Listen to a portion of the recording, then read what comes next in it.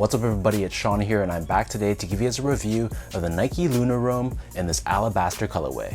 So Nike Lunar Foam was definitely one of the most innovative breakthroughs coming from Nike during that 2000s era. Originally debuted in 2008, Nike Lunar Foam was inspired by the lightweight and bouncy nature of astronauts floating in space. So they developed this special foam technology, which, just like the inspiration, was extremely lightweight. It was very plush, but it was also very bouncy as well. So fast forward 15 years later, and this shoe is a brand new silhouette which incorporates Nike Lunar Foam, and they released back on December 16th. These retailed for a price of $150 US or $190 here in Canada. And the official colorway for this shoe is Alabaster, Black, Lemon Drop, Green Abyss, and Saturn Gold. So in many ways, this is kind of like a callback to that 2010s era of sneakers where we saw a ton of shoes being worn that had that knitted upper with this chunky lunar midsole. So while it's not necessarily the most in-style shoe nowadays, for those of us who lived through that period, this is a great callback to that time. So first things first, here's a quick look at the box. So this comes in this natural brown colored cardboard box, and all throughout we have these small Nike swooshes, which is done in the shiny finish.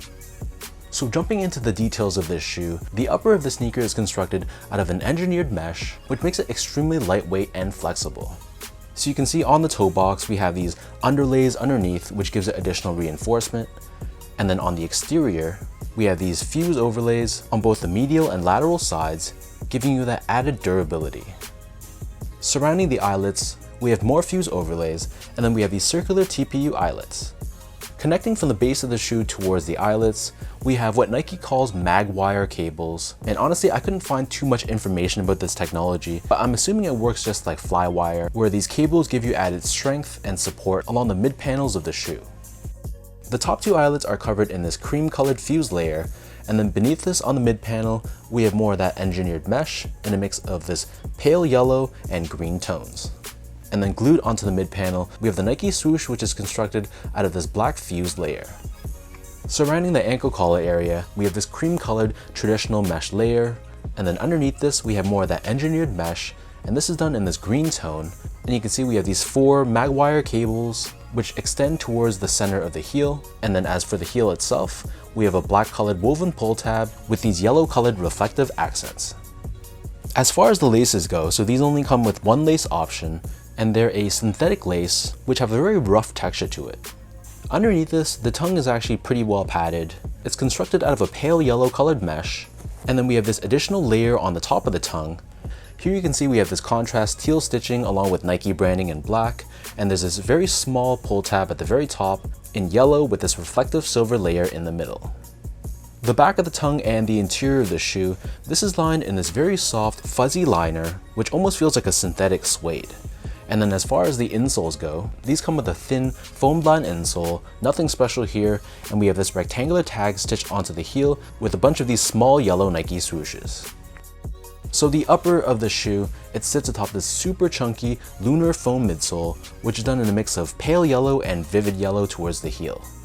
We also have this large rubber layer, which is basically the outsole wrapping up and onto the back of the shoe. This gives you added durability as well.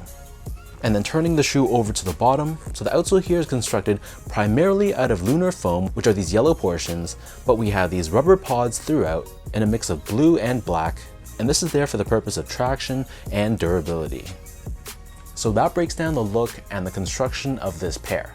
And million-dollar question, how do these fit? So my foot measures as a true size 10, slightly on the wider side. Without knowing any better, I got these in a size 10. And I have to say they actually run a little bit roomy. So trying them on with standard socks, I had about a thumb's width space between the top of the shoe and the top of my toe. Normally I prefer somewhere around an index finger's width space, so having a thumb's width space, they actually felt a little bit roomy for me, and I think I would have preferred going down to a 9.5 to give me more of an exact snug one-to-one fit. With these mesh-based sneakers, it's kind of weird when there's too much room in the toe box, so I feel like if you have a narrow, normal, or even a slightly wide foot, you can go a half size down, but if you have a really wide foot or you just don't mind a little bit extra room in the toe box, then you could go true to size if you don't mind that extra gap. Moving on to the comfort, so these feel pretty comfortable all things considered. I was expecting something a little bit more plush, but trying them on, it actually feels pretty well balanced. It's not overly soft and squishy. You definitely feel that bounciness and the rebound from the energy return, but it didn't really feel super soft underfoot, which isn't necessarily a bad thing. If you're looking for a balanced sneaker, one that you can wear for longer periods of time, you probably don't want something that's gonna collapse your foot, collapse the arches of your foot. So I think they got the balance of the shoe pretty good. It gives you more of like a trampoline feel as opposed to walking on pillows. And of course, the upper of the shoe is extremely lightweight, so it's a very lightweight, breathable, and comfortable sneaker, all things considered. Finally, in terms of the quality and craftsmanship, so first off, material quality was really nothing special. The upper of the shoe is all synthetic materials, so we have mostly just meshes and a lot of fuse overlays for durability, but that's pretty much how these shoes would always be built back in the day, so I didn't expect super premium materials at all. And from a build and craftsmanship standpoint, it was pretty solid. The panels on my pair were consistent between my left foot and the right foot. The stitch job was good. There were some minor marks of dried glue around where the midsole connects to the upper, but nothing that was a major concern. So it wasn't perfect, but it honestly wasn't bad at all.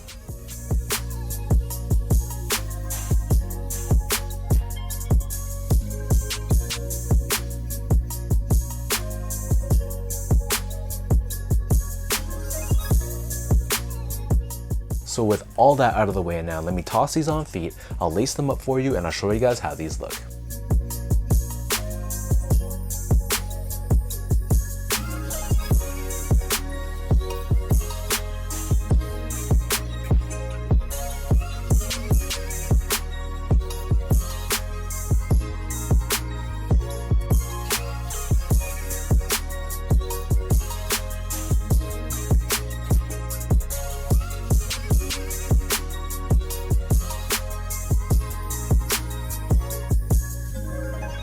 All in all, this is a welcome new design, which brings back that iconic Lunar foam that a lot of people grew to love back in that 2010s era.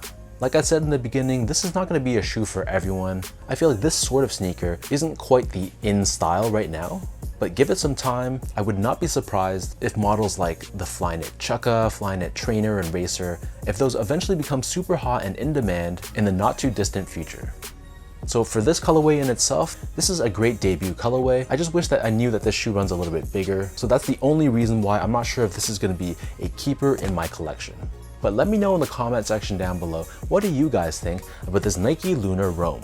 For those that have tried this pair, what are your thoughts on the comfort, the sizing, all that? Drop a comment down below and let's talk about it. And as usual, if you guys enjoyed this video, be sure to like, comment, and subscribe to my channel if you haven't yet. You can follow me on Instagram at esgo8, check out my X or Twitter account at sean.go spelt out, and visit my website at seango.ca.